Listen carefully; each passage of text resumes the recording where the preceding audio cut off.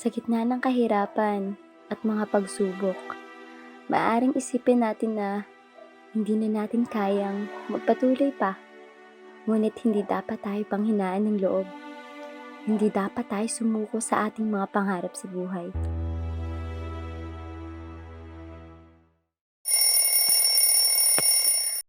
Ako pala si Katrina.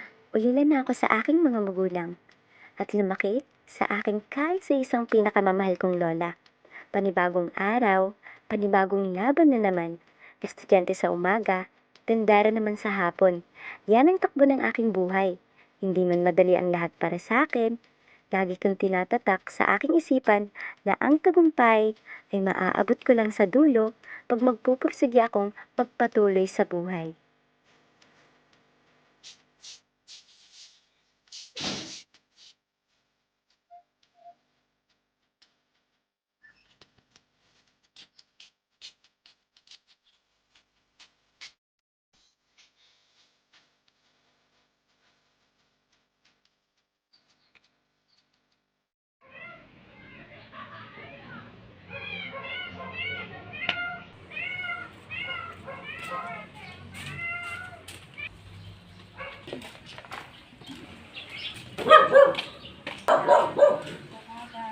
Katrina, hindi ka na naman papasok?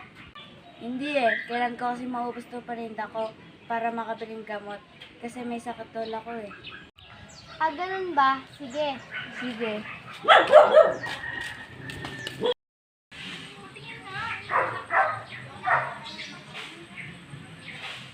Empanada!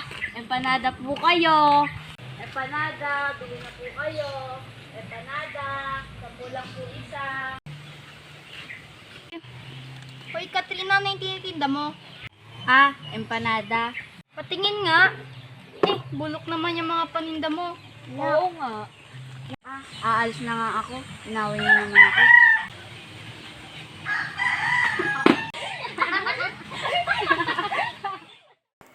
Ilang beses nang nadapa, ngunit heto pa rin at pilit na bumabangon. Laging nagtitiwala na makakaya ko, makakaya, at malalagpasan ang lahat ng mga ito.